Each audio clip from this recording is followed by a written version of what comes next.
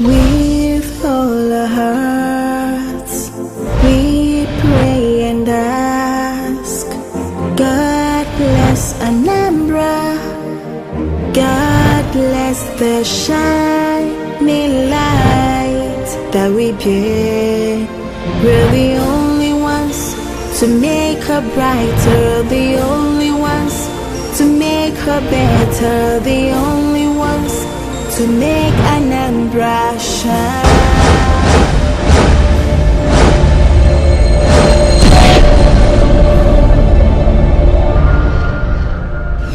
In fulfillment of his continuity promise, Governor Obiano has completed and commissioned the ultra-modern shopping mall in Onitsha. This shows his determination to bring a world-class shopping experience to Anambra by providing for leisure they often seek in Lagos, Abuja, or outside the country. The other two new shopping malls in Awka and Nnewi are still under construction and are built for completion in the near future. The state's government has continued to invest resources in creating an enabling environment that is boosting trade and commerce in the state. For added security and surveillance, the existing markets throughout the state are being upgraded with modern conveniences and have been equipped with CCTVs.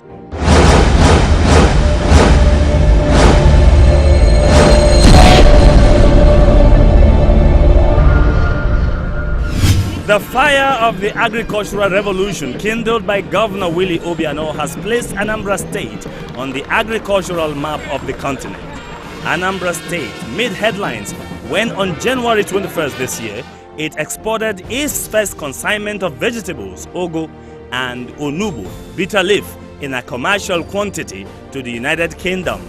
This marked the turning point in Governor Obiano's quest to make Anambra State one of the top 3 agricultural states in Nigeria. The product we took from Anambra State to Europe for testing and for the quality and other things came out superbly well. And to my own surprise, Anambra State has the best quality of ugu and sweet potato and washed bitter leaf and so on, and it's quite encouraging. The journey to this remarkable feat started when Governor Obiano made agriculture the #1 pillar of his economic blueprint.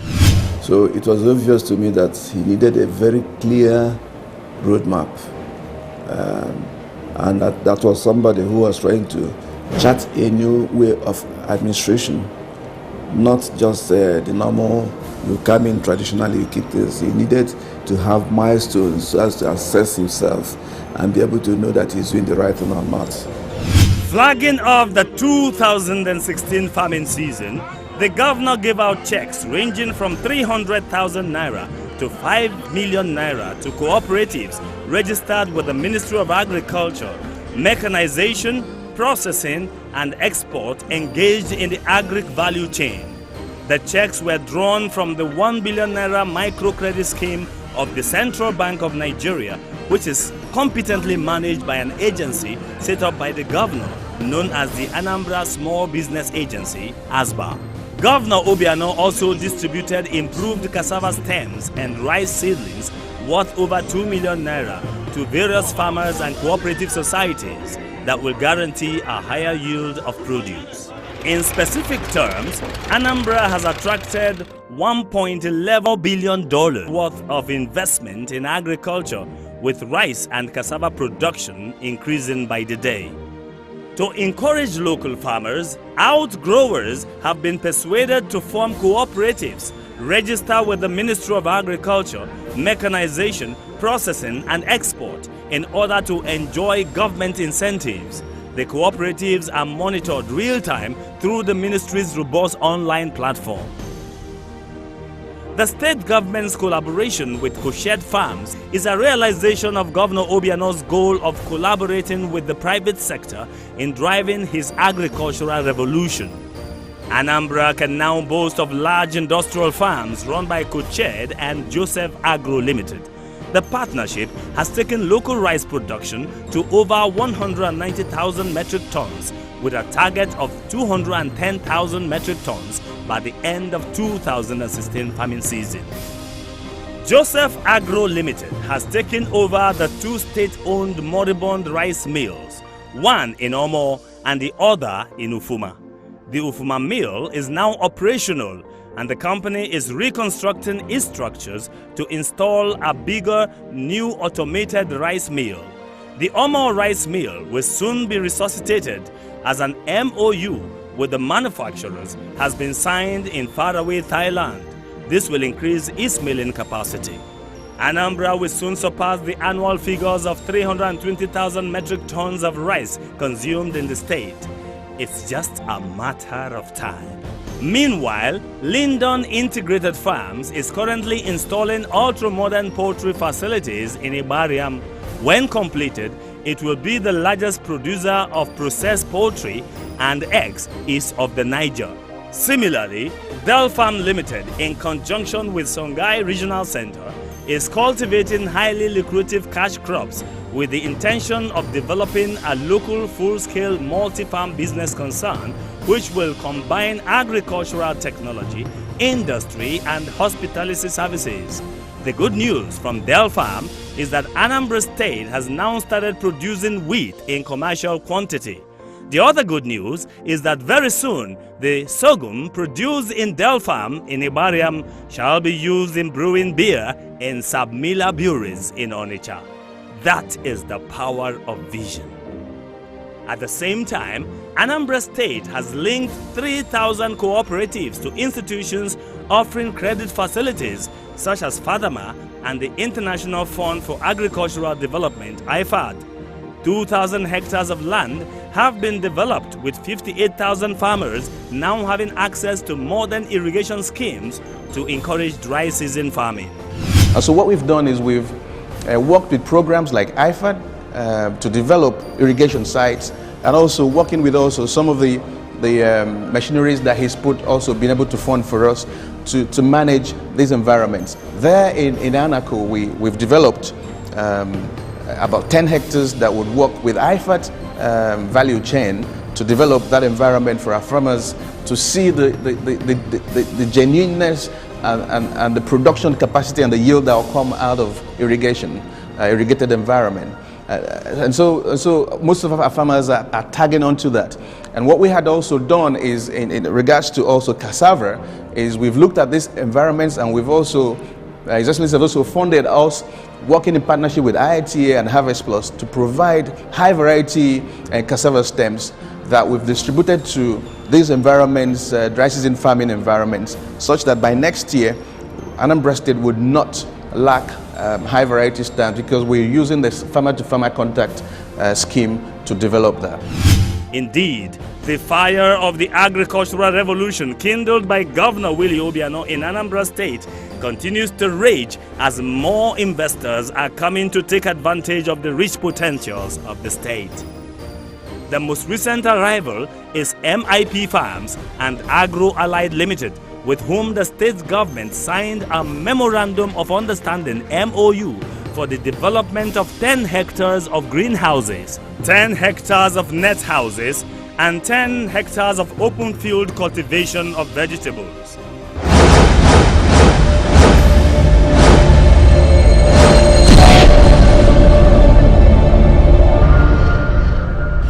By making education one of his key developmental enablers, Governor Willie Obiano has shown that he understands the importance and benefits of proper and qualitative education as a panacea for our sustainable developed state. Education for Chief Dr. Willie Obiano is a very strong enabler. An enabler is an energizer. An enabler is actually the foothold of the pillars, because the stronger the enabler is, the stronger will the pillars be. So for Chief Dr. Willie Obiano, he has a clearly defined blueprint about what education should be. One of our strategic objectives is that the learning needs of all must be met through equitable distribution of resources, very important, and ensuring that we are one of the 3 top states with the lowest literacy rate.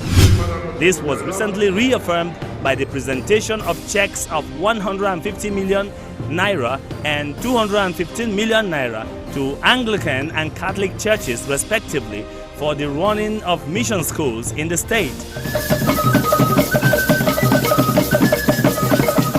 It is also on record that in 2015, the governor doled out a whopping 730 million naira to mission schools to improve the quality of education and maintain the excellent performance already achieved in the educational sector of the state. On its own part, the Obiano-led administration has constructed and renovated over 1,000 classroom blocks throughout the state.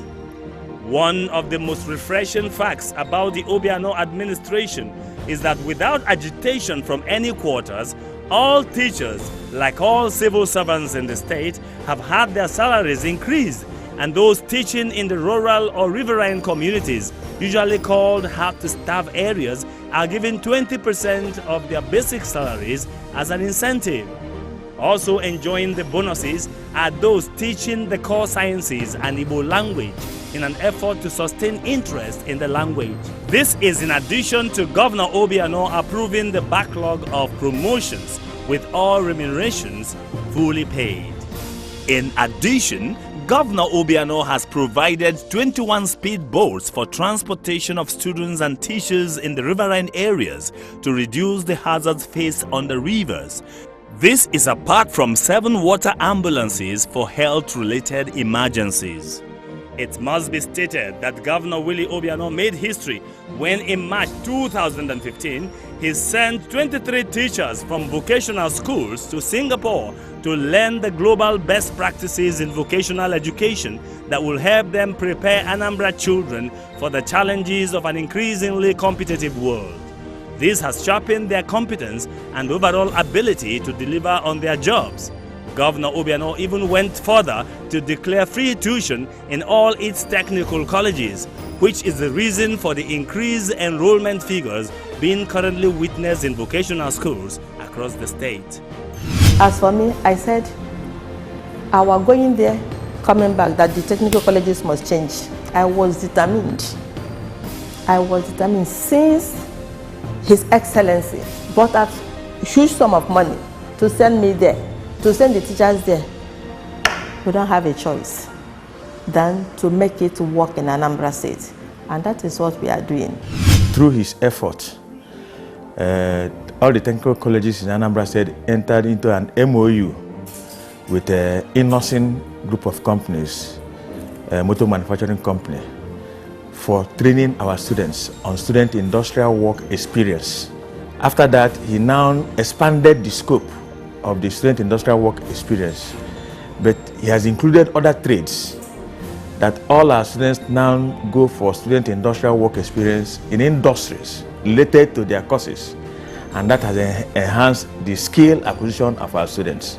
He has also declared free education for all physically challenged children in the state and increased the subvention of special schools for the physically challenged from 50,000 to 500,000 naira.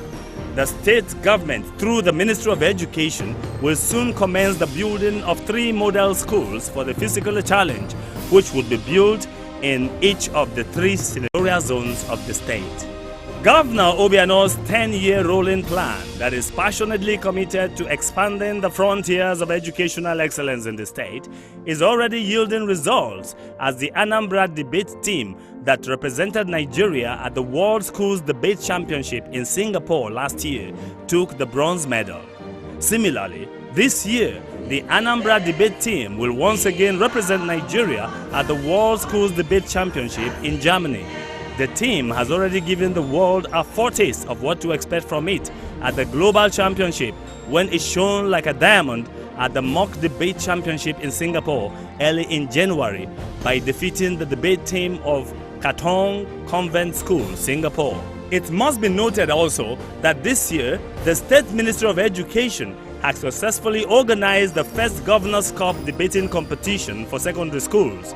This initiative is intended to discover more talents and prepare Anambra children for participation in national dialogues that are often nurtured by our healthy democratic culture. What we try to do is giving children lifelong skills. Lifelong skills. Oratory skill is one of them. That power of speech, is very crucial for us.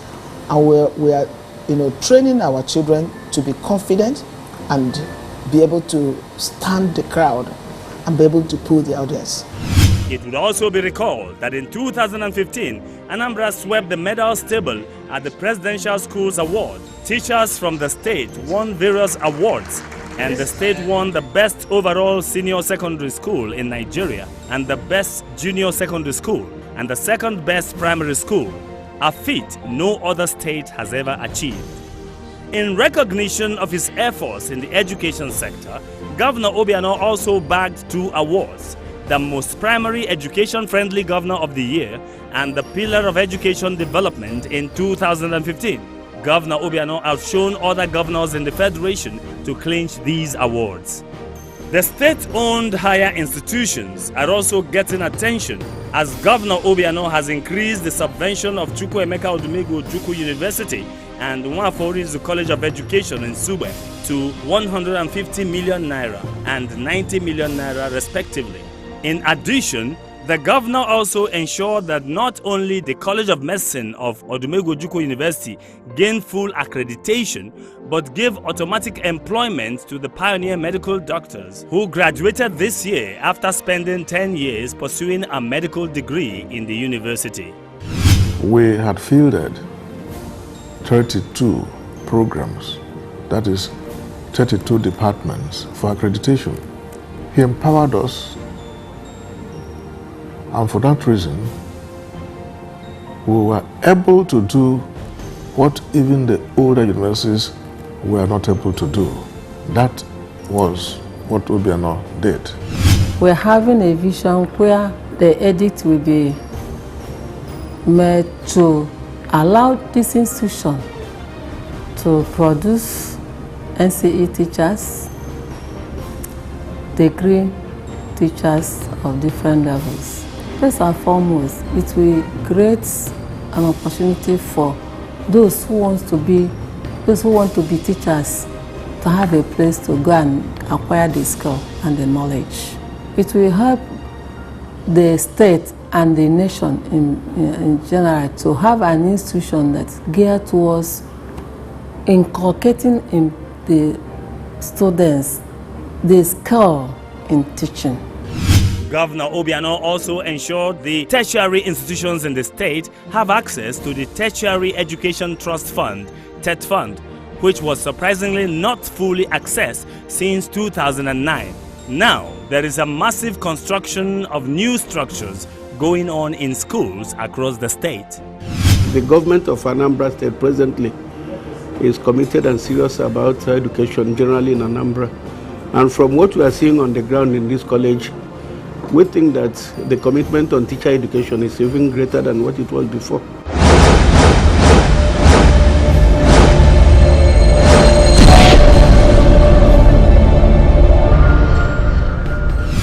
As in other areas, Governor Willie Obiano has also left his imprint on road construction in Anambra State.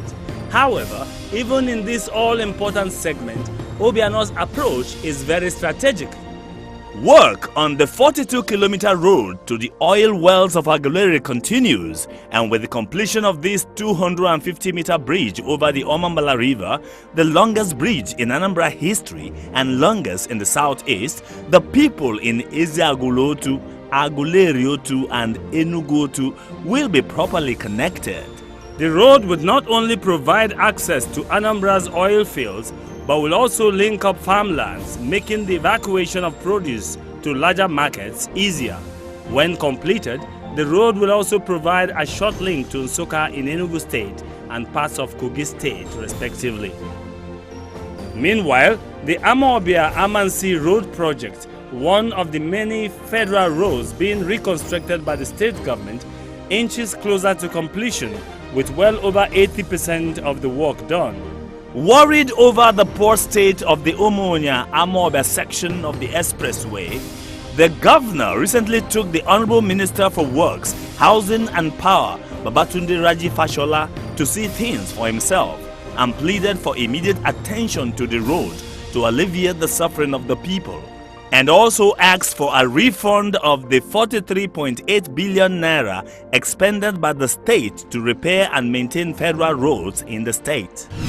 As we speak, the federal government is owing Anambra State 43.8 billion naira. 43.8 billion naira. That is a huge sum. That money is from payment from road, made on roads, federal roads. We intervened in. The governor has made representation to the presidency. He has met with the president, the vice president, the minister for power, works and housing. And if you recollect, the minister was in Anambra last month. And the governor, of course, did not fail to plead with the minister to visit one of the most challenging roads in Anambra State, which is the federal road. That is Omunyokozu section. And the minister promised that he will look into it. And I think they are doing something. To ensure that Anambra maintains its status as the state that has the best network of roads, the governor initiated the Zero Potholes Initiative. The agency was in place. It was what I would call dormant. So what the governor did was to go and procure more equipment for them. And then we train these young, able-bodied youths from Anambra State. And you can see them. This is the Hueme Boulevard. And they're working. There are 50 of them working in the central. There are 50 of them working in the north senatorial zone. 50 of them working in the south senatorial zone. And I'm sure that in the Anambra and those who visit Anambra regularly will testify and attest to the work these youths are doing in terms of maintaining the roads, patching the potholes, real time. To deepen development in the state, the Willie Obiano administration has asked all 177 communities in the state to choose a project that is peculiar and dear to it, as the government has allocated 20 million naira to each community. That is a huge task. That's outright about 3.7 billion naira. And we will do it in 6 months, July to December 31st. So we've had communities energized, excited. This kind of offer hasn't come before, ever.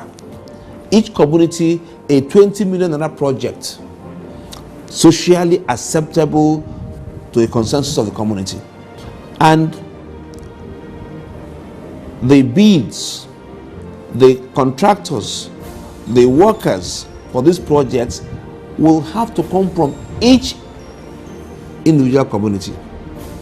They will have to own the project, they have to supervise the project, and it's for their use in perpetuity. Indeed, Governor Obiano has kept his continuity promise to continue, complete, commission, and commence new projects. Under his watch, most roads initiated by the previous administration are ongoing, while some have been completed and commissioned.